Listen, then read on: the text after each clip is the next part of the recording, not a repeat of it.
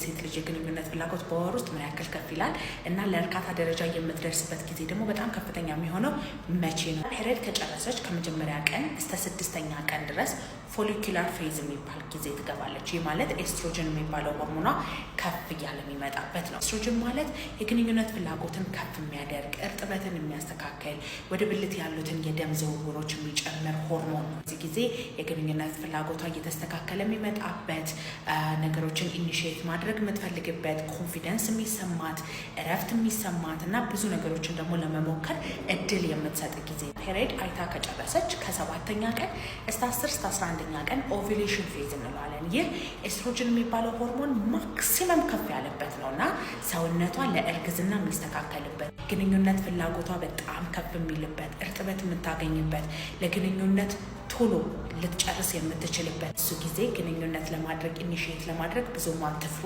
ተደጋጋሚ ዙር ግንኙነትም ለማድረግ እና እርካታ ለመድረስም ብዙ ነገር የማይፈጅባት ነገር ነው የሚሆነው። 4ኛ ደግሞ ፔሪየዷን ካየች ከ11 እስከ 21ኛ እስከ 23ኛ ቀን ቀጣዩ ፔሪየድ ሊመጣ ትንሽ ቀን ሲቀረው ነው ማለት ለግንኙነት የሚያነሳሳት ሆርሞኖች እየቀነሱ ከዛ ፕሮጀስትሮን ሆርሞን ደግሞ ከፍ እያለ የሚመጣበት ነው። ስትረስ ትንሽዬ ይኖራታል እና በጣም እየተጨናነቀች ትመጣለች።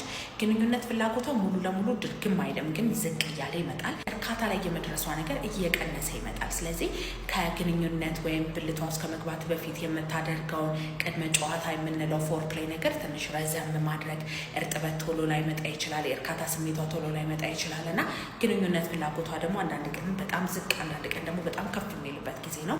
እሷ ግንኙነት ፍላጎት ኖሯት አንተ ግንኙነት ፍላጎት ከሌለ ብልት ዝግጁነት ተደጋጋሚ እያጣ ከሆነ ወይም በተደጋጋሚ ቶሎ እየጨረስክ ከሆነ ከእሷ ጋር ካለ ችግር ሳይሆን አካላዊ የሆኑ ነገሮች ሊኖሩ ስለሚችሉ መታከም ትችላለህ። በማንኛውም ስንፈተ ወሲብ መታከም ከፈለጋችሁ ባዮ ላይ ባለው ስልክ ቁጥር ደውላችሁ ቀጠሮ ማስያዝ ትችላላችሁ። በሬ ሁልጊዜ ክፍት። ዋይ ያለች እየጮኸች ያለች ሴት ፊልም ላይ ስላያችሁ፣ ጀርባዋ ግትርትር የሚል አይነት ሴት ፊልም ላይ ስላያችሁ የሁሉ ሴት የመጨረስ ምልክት እሱ ነው ማለት አይደለም። ባለቤት ስትጨርስ የምታውቅበት ነገር በ3 ይመደባል። በንክኪ የምታውቀው ነገር አለ፣ በአይን የምታውቀው ነገር አለ፣ በጆሮ የምታውቀው ነገር አለ።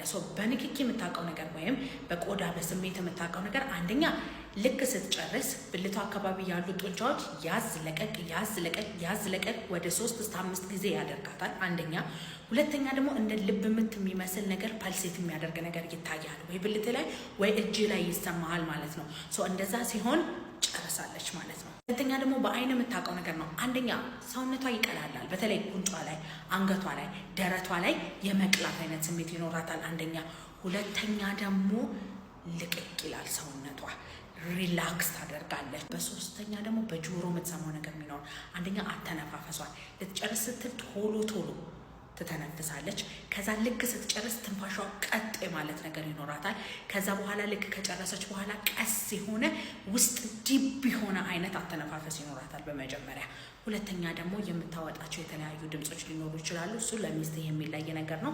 እሱን አውቀህ መቀጠል አለብህ ማለት ነው። እንድትጨርስ የማላደርጋት እኔ ስንፈተ ወሲብ ስላለኝ ነው፣ ቶሎ ስለምጨርስ ነው፣ ብልቴ ስለማይቆም ነው ብለህ እያሰብክ ከሆነ እሱ መታከም ትችላለህ። በማንኛውም ስንፈተ ወሲብ መታከም ከፈለጋችሁ ባዮ ላይ ባለው ስልክ ቁጥር ደውላችሁ ቀጠሮ ማስያዝ ትችላላችሁ። በሬ ሁልጊዜ ክፍት ነው።